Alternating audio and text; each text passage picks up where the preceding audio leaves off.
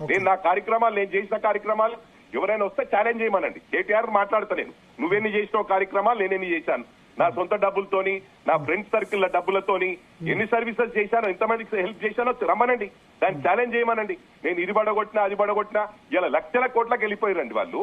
You have to imagine, లక్షల కోట్లకి వెళ్ళిపోయారు. ఫస్ట్ వాళ్ళ పరిస్థితి ఏముండే అది అందరికి కూడా తెలుసు. రబ్బర్ చెప్పులు ఉండే, డబ్బులు లేకుండే. అదే పాస్పోర్ట్ బ్రోకర్ వాళ్ళ నాన్న, వాళ్ళ గురించి నేనేం మాట్లాడాలా?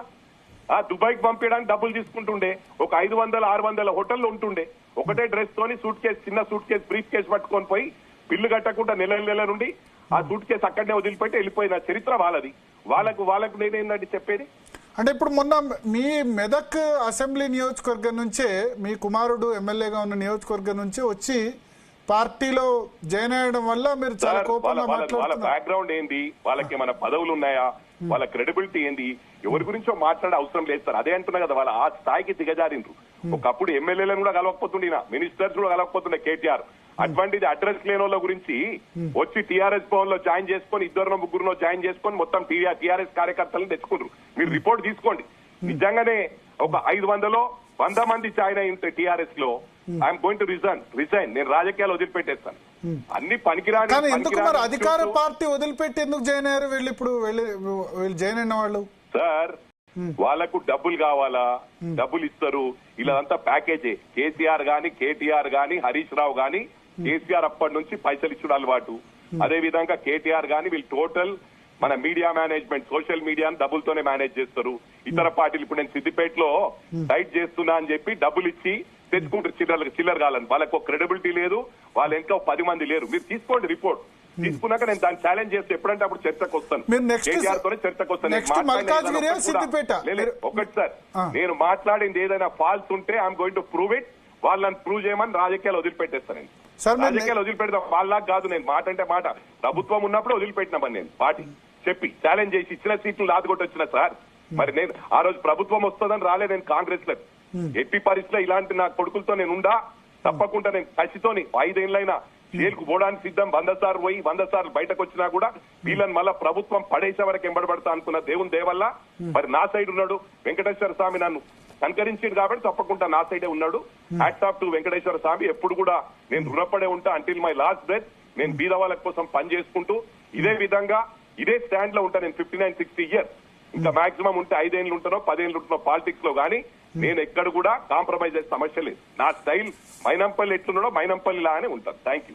అంటే సార్ ఒకటి మైనంపల్లి గారు వద్దు సార్, ఇక వద్దు. మీరు ఎప్పుడైనా ఛాలెంజ్ చేసి వాళ్ళని రమ్మనండి. మీరు నన్ను హైరిగాడు మీరు చెప్పగానే వచ్చిన నాకు ఇలా జ్వరం ఉంది కూడా, మీరు రాగానే మీకు మాట్లాడతా. నేను టీవీలలో డిబేట్స్ లలో ఇక్కడ రాను. నేను నా చాలా లో ప్రొఫైల్ మెయింటైన్ చేస్తాను. తెలుసు. ఒకటే క్వశ్చన్ చివరిగా, ఇప్పుడు మీకు హరీష్ రావు తో డిఫరెన్స్ ఉన్నాయి కానీ కేటీఆర్ తో డిఫరెన్సెస్? అరే హరీష్ రావు కేటీఆర్ కాదు సార్, వాళ్ళ ఫ్యామిలీ మొత్తం వద్దనుకోనే బయటకు వచ్చిన.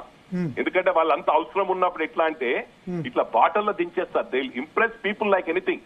అది కేసీఆర్ తోని పెట్టిన, అంటే వాళ్ళకి ఏమంటారు, వాళ్ళకు నాకు అది ఎగ్జాక్ట్లీ దాన్ని ఎలా చెప్పాలో తెలియట్లేదు. వెన్నతో పెట్టిన విద్య. వాళ్ళు ఎప్పుడు కూడా వాళ్ళ అవసరం ఉంటే బాటల్లో దించేస్తారు, పని అయిపోయినట్లు ఆదుకొడతారు. అది వాళ్ళ పాలసీ. ఇప్పుడు సేమ్ అదే స్టైల్కి వచ్చిండ్రు. వాళ్ళు చేసిన కార్యక్రమాలు నిజంగా సిన్సియర్ ఉంటే లక్షల మంది అలా వస్తుండే వాళ్ళ ఎంబడి. ఇలా పరిస్థితి ఏంది, అది ఇట్లా ఇప్పుడు తెచ్చుకున్నట్టు అక్కడికెళ్ళి ఇక్కడికెళ్ళి ఇద్దరిని పైసలు ఇచ్చుకుంటూ మేనేజ్ చేసుకుంటూ 50, 100, 200 కార్యకర్తలు ఏదైనా ప్రోగ్రామ్ పెడితే కూడా అన్ని జిల్లాలను గ్యాదర్ చేసి షో చేస్తారు. ఎక్కడ ఏ కాన్స్టిట్యున్సీ ఆ కాన్స్టిట్యున్సీ గ్యాదర్ చేసి చేయమని, ప్రూవ్ చేయమని. వాళ్ళకంటే వాళ్ళు 1000 మందిని తెస్తే మేము 10,000 మందిని సేమ్ కాన్స్టిట్యున్సీలో తెస్తాం. వాళ్ళు అట్లా చేయరు. కేసీఆర్ పాలసీ ఏంటంటే మొత్తం రాష్ట్రం అంతా గ్యాదర్ చేసి ఒకటి హైలైట్ చేసేసి ఇక దాన్ని నడిపిస్తా ఉంటాడు 6 నెలలు, ఏడాది. That is KCR. That is అప్పుడు టికెట్ మీకు ఇచ్చారు కానీ మీ కుమారుడికి ఇవ్వలేదు. దాని ఆ కోపంతో మీరు ఒకటి అర్థం చేసుకోవాలండి. మా కొడుకు దట్ ఈస్ మెడిసిన్. ఈ గాట్ హిస్ ఓన్ క్రెడిబిలిటీ. అతను సోషల్ యాక్టివిటీస్ ఎప్పటి నుంచో చేశాడు. నేను నా సొంతంగా రాలేదు. కేసీఆర్ గారు 10 సార్లు, దాంట్లో ఎంతో మంది ఎవిడెన్స్ ఉన్నారు, మంత్రులు ఉండే, ఎమ్మెల్యేలు ఉండే, వాళ్ళ గుండె మీద చేసుకుని ప్రమాణపూర్వకంగా చెప్పానండి. వాళ్ళ ముందే చెప్పిండు, అరే హనుమంత్ నీ కొడుకు స్మార్ట్ ఉంటాడు, నీకన్నా స్మార్ట్ ఉంటాడు, చాలా హుషారు ఉన్నాడు, వానికి 2 గోల్డ్ మెడలిస్ట్ వచ్చినాయి, తీసుకురా అని పెద్ద లీడర్ తెస్తా అన్నాడు. అని ఎన్నిసార్లు చెప్పినా హనుమంత్ తెస్తలే అన్నాడు. ఐ స్వేర్ ఆన్ గాడ్, నాకు అవసరమైందండి.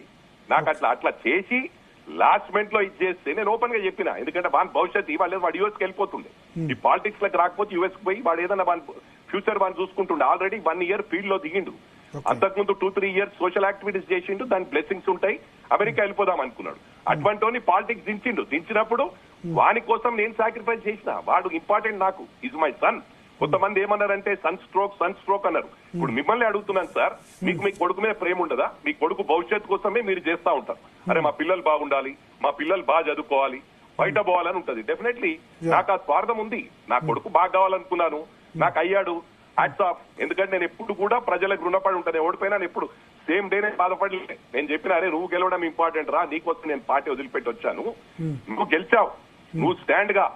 నాకు ఒక సాటిస్ఫాక్షన్ ఏంటంటే నా కొడుకు చేయగలిగినదని నాకు ఎప్పటికీ, నేను రేపు భూమి మీద ఉన్నా లేకుండా ఆ సాటిస్ఫాక్షన్ నాకు ఉంటదని చెప్పిన. That's a fact, it's a fact. మా కొడుకు కోసమే నేను బయటకు వచ్చేసాను.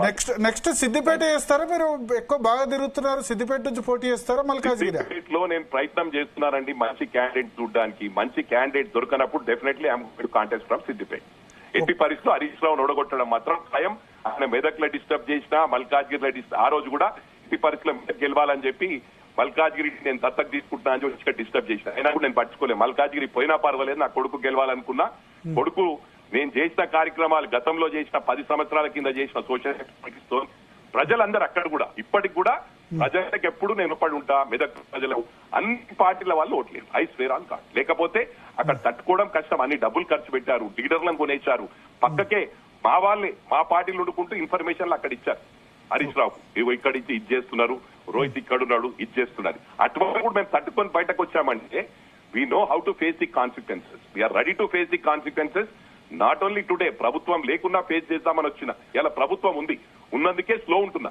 అరే ప్రభుత్వం ఉందని బాగా ఓవర్ చేస్తున్నాడు అనుకోని. తెలుగుదేశంలో ఉన్నప్పుడు డైనమిక్ ఉన్నా. చాలా మంది అన్నారు అరే తెలుగుదేశంలో ఉన్నప్పుడు డైనమిక్ గా పనిచేసిన హనుమంతన్నా, ఇప్పుడు అప్పట్లా లేవు, అప్పుడున్న డైనమిజం లేదని. డైనమిజం లేక కాదు, గవర్నమెంట్ లో ఉన్నా కాబట్టి స్కూల్ ఉందా.